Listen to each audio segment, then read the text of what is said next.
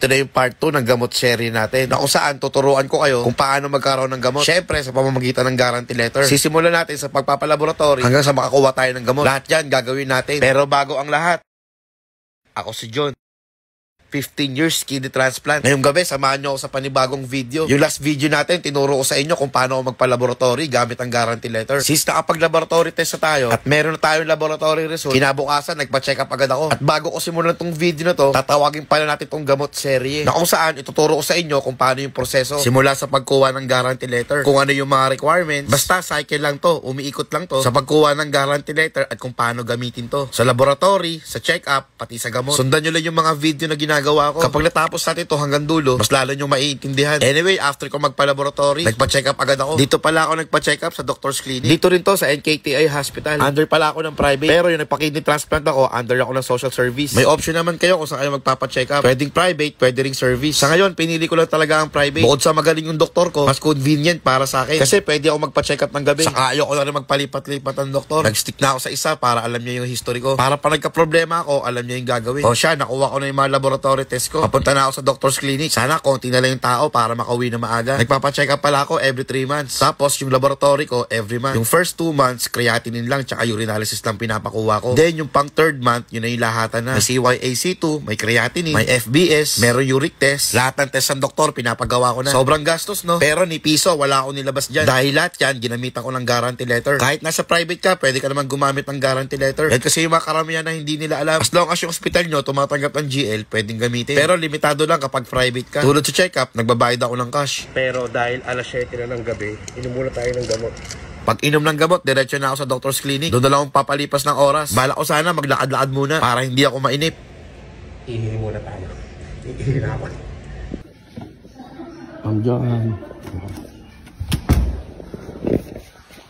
Bago ako umupo, nagpakita muna ako kay Ma'am Joanne para malaman niya na nandito na ako. Tapos, hihintay na lang tawagin yung pangalan ko. Sa mga oras na to, nasa loob na ako ng clinic. Hindi ko na ipapakita kung sino yung doktor ko. Alam ko naman na alam nyo kung sino yung doktor ko. Hindi ko na rin sasabihin yung full details na pinag-usapan namin. Basta, masasabi ko lang, thank you Lord, okay yung mga laboratory results ko. Saka maganda rin yung feedback sa akin ng doktor. After ko pala magpa-check up, nag-request pala ako ng medical abstract. Nag-request din ako ng reseta. Yan kasi yung mga importanteng requirements kapag magpapasa ka ng medical assistance. Kaya every time nung papa-check up kayo, palagi kayo mag-request ng reseta at saka ng abstract. Tapos, sa susunod na mga araw, pupunta ako ng medical records para ipa-certified true copy itong clinical abstract ko. O siya, tatapusin ko na itong video na to. Yan yung unang mga requirements kapag kukuha tayo ng medical assistance. At sana sa mga punto na to, ay nasundan nyo yung mga ginagawa ko. Sa next upload ko, sana subaybayan nyo. Dahil next time naman, ituturo ko sa inyo kung paano magpa-certified true copy. At syempre, kung paano magpa-quotation. Anyway, kung nagustuhan nyo itong video ko, sana paki-follow naman. Pa-share na rin sa mga kaibigan nyo para marami makapanood ng video natin. Para kahit papaano, makatulong tayo sa iba. Gagawin natin makabuluhan yung mga content na ginagawa natin. Sinishare ko lang naman yung mga ginagawa ko para makatulong sa inyo. Dahil alam ko, maraming bago rin dito na hindi nila alam kung paano magsisimula, kung paano at saan makakakuha ng medical assistance, at kung paano gumamit ng guarantee letter. Ako kasi hanggat maaari, ayokong gumamit ng cash. Hanggat maaari, gumagamit talaga ako ng guarantee letter. At sana kayo rin. Kaya lahat ng alam ko, tinuturo ko sa inyo. Isa lang naman yung kapalit na gusto ko. Yun yung suportahan nyo ako at i-follow nyo yung page natin. Ako nga pala si John.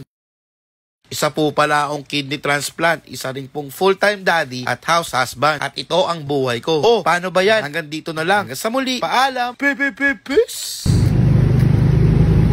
Sa last video, nakapagpa-check up tayo ng gabi. Nakapag-request tayo ng requirements tulad ng reseta at clinical abstract. Since meron tayo sa mga pangunahing requirement para magkaroon ng medical assistance, ngayon naman, samahan nyo ako. Magpapa-quotation tayo ng gamot. Saka ipapa-certified true copy natin yung clinical abstract natin. Ito nga pala yung gamot series natin. Welcome sa part 3 na kung saan tuturuan ko kayo kung paano magkaroon ng guarantee letter tsaka ng gamot. Kaya tara, simulan na natin. Pero bago ang lahat, ako si John.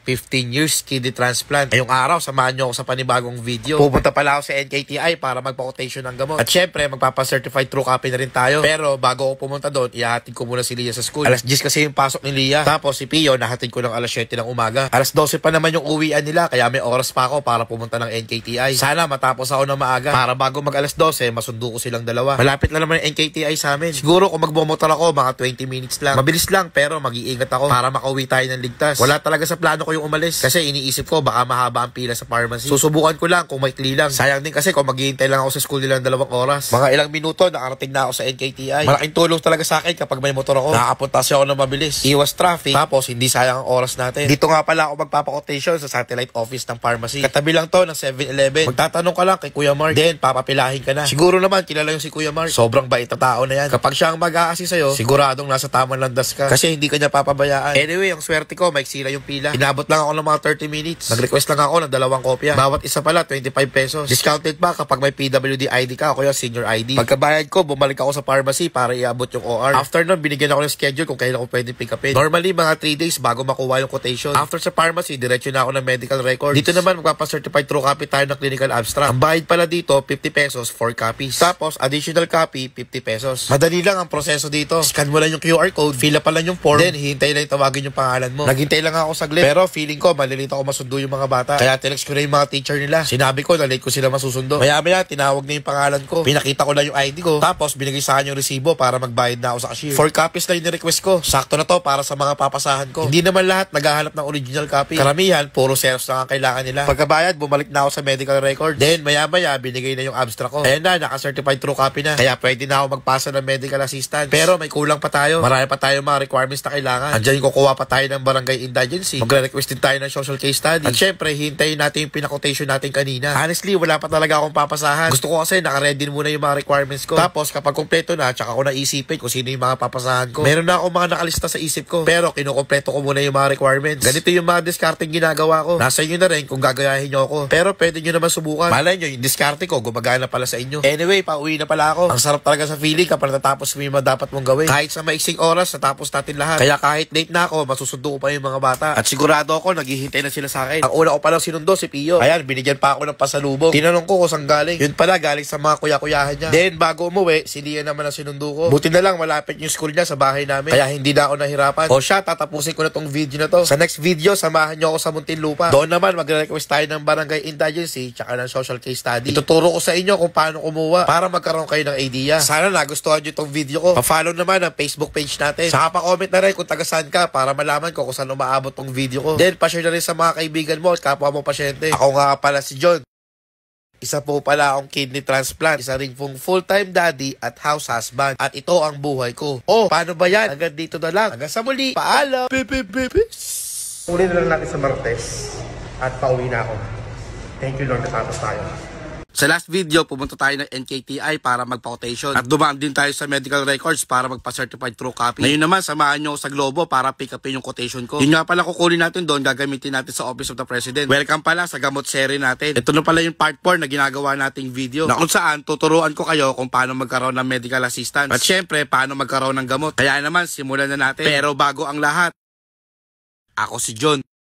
15 years kidney transplant. Ngayong araw, samahan nyo ako sa panibagong video. Pupunta pala ako sa Globo para pick upin yung quotation ko. Hindi na pala ako nag-walk-in, yung nagpa-quotation ako. Nag-online lang ako kasi yun ang pinakamadali para sa akin. Siguro, naghintay lang ako ng 3 araw. Pero bago yun, dumaan muna ako ng NKTI. Kung maalala nyo, nag-request ako dito ng quotation. Kaya ngayon, pipick upin ko na yung quotation ko. Ito naman, gagamitin ko sa congressman namin. Tapos, yung kukunin ko sa Globo, gagamitin ko sa Office of the President para magpasa ng medical assistance. At siya nga pala, kapag kukunin nyo yung quotation nyo sa Globo, kailangan dala nyo yung original copy ng reseta nyo. Mga alas 3 pala yung pumunta ako dito. Pagpunta ko, maraming tao. Sila yung mga kukuha ng gamot. At sa darating na mga araw, mararanasan ko rin yan. Karamihan na mga kumukuha ng gamot dito galing sa Office of the President. Merong kumukuha nga dito pang chemo drug, injection, pan-dialysis. At syempre, tulad ko, pang kidney transplant, anti-rejection medicine. Kapag nakuha ko na yung quotation, ang papasahan naman natin, Office of the President. Yun talaga yung una kong papasahan. Huwag kayong mag-alala, gagawa natin ng video yan para makakuha rin kayo. Naghintay lang ako ng mga 5 minutes, tapos nakuha ko na yung dokumento ko. Sa mga nagtatanong kung paano pumunta dito, ilalagay ko yung link sa comment section. At syempre, sa mga nagtatanong kung paano magpasang online, ginawan ko rin siya ng separate video. Yung link doon nasa comment section din para madali nyo makita. Dapat talaga ang pupuntahan ko ngayon, Muntinlupa, para magpasa ng medical assistance sa congressman namin. Kaso nakalimutan ko, wala pa pala akong quotation galing sa NKTI. Itong kulang naman, sayang din naman yung lakad ko, hindi rin nila tatanggapin. Kaya inuna ko muna yung quotation dito para bukas makapunta ako sa Muntinlupa. At yun ang gagawa natin ng video sa mga susunod na araw. O siya, bago matapos tong video na to, sana nasundan nyo yung gamot series natin. At sana sa mga punto na to, kahit papaano may natutunan kayo. Kahit papaano nagkaroon magkaroon kayo ng idea. Actually, marami pa to. Nasa kalahati pa lang tayo. May kukunin pa tayong dalawang requirements sa Muntinlupa. After nun, kahit sino, pwede na nating pasahan. Huwag kayong mag-alala, yung mga papasahan ko, ituturo ko sa inyo lahat. Susubukan ko muna bago ko i-share sa inyo para hindi masayang yung mga lakad nyo. Anyway, kung nagustuhan nyo yung video ko, pa-follow naman ang Facebook natin. Pa-react and pa-share na rin sa mga kaibigan nyo. O kaya sa mga kapwa pasyente nyo. Paki-comment naman kung taga saan ka para malaman ko kung saan umaabot yung video ko. Gusto ko kasi malaman kung taga saan kayo para magawa natin ng paraan kung saan kayo makakakuha ng medical assistance. Yung tipong hindi na kayo luluwas na Maynila para maghanap ng medical assistance. Malay nyo sa lugar nyo pala meron kaso hindi nyo pa alam. O siya, sana sundan nyo yung mga video ko. Marami pa akong i-share sa inyo. Ako nga pala si John.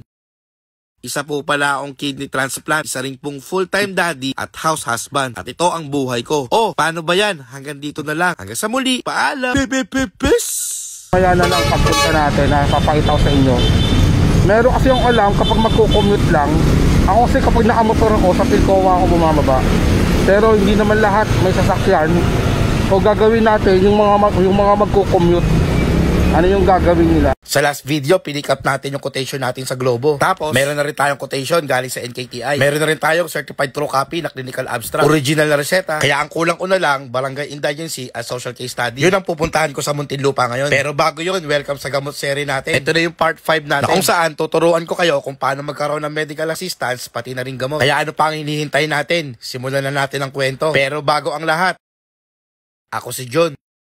15 years kidney transplant. Ngayong araw, samahan nyo ako sa panibagong video. Pupunta pala ako sa Muntinlupa para magpasa ng medical assistance sa congressman namin. Pero bago yon, ihahatid ko muna si Pio sa school niya. After nun, diretso na ako ng Muntinlupa. Syempre, para mapabilis tayo, magmomotor ulit ako. Buti na lang, maganda yung panahon, hindi umuulan. Pero dahil may bagyo, siguro mga hapon, uulan din. Pero ngayong umaga, maaraw. Kaya maganda yung biyahe natin. Siya nga pala, bukod sa magpapasa ako ng medical assistance, dadaan muna ako sa barangay namin. Kasi doon, magre-request ako ng barangay indigency. Isa rin kasi yan sa mga requirements para magpasa sa congressman namin. At syempre sa mga senator, mga isang oras ng biyahe ng motor, nandito na ako sa Barangay Bayanan. Dito pala ako nakarehistro at dito rin ako lumaki. Dito sa barangay namin, dito ko kukunin yung barangay indigency. Syempre naka-address dito sa bahay namin. Mga bandang alas 8 nandito na ako. Kaya sakto, konti lang yung nagre-request. Suki na rin ako sa pagkuha dito. Halos buwan-buwan nagre-request ako. Ang requirements lang naman dito, ID. 4 copies pala yung ni-request ko para sa congressman namin, sa mga senators, DSWD Batasan, pati sa Office of the President. Request ko na lahat para isang puntahan na lang. Nagpa-xerox lang ako ng mga ibang dokumento. Tapos pupunta na ako sa opisina ng congressman namin. Ito nga pala yung makikita nyo pag pupunta kayo sa Barangay Bayanan. Yan nga pala yung Laguna Debate. Anyway, may ipapakita pala ako sa inyo. Ipapakita ko sa inyo kung saan kami lumaki. Yan nakikita nyo, yan yung palengke ng Bayanan. Naalala ko pa, yung bata ako, dyan ako inutusan pag mamamalengke. Tapos yung papasok dyan, papunta na sa bahay namin. Marami na rin pinagbago yung lugar na to. Dati yung mga baal sa gitna, wala pa yan. Meron palang simbahan dyan. Dyan pala ako nag-high school sa Mary Mother of God. Inikot ko lang kayo sa Bayanan. At papunta na tayo sa opisina ng congressman namin dito sa Alabang. Sa may taas lang to ng palengke, sa may 3rd floor. Kaya kung taga Muntinlupa kayo, pwede kayo magpasa dito. Ito nga pala isa sa mga pinagmamalaki ko. Maganda ang medical assistance ng Muntinlupa. Suportado kami ng mayor at congressman namin. Madali lang mga requirements dito. Kahit Xerox, tinatanggap nila. Pero minsan, naghahanap sila ng original pero binabalik din naman nila. Maiksi lang ang pila. Halos konti lang din ang nagpapasa. Or dahil sa bilis ng proseso nila, kaya hindi ko na nakikita yung iba. Actually, sobrang dali lang magpasa dito. Bibigyan kami ng form para fill upan. Tapos kung ano yung pakay namin. Maghihintay lang saglit, tapos diretso na sa opisina ng congressman namin. Sa mga nagtatanong, ang mga requirements pala dito, barangay indigency, reseta, tsaka clinical abstract. Tapos pati na rin yung mga quotation. Then kailangan din nila ng Xerox ng ID. Siguro mga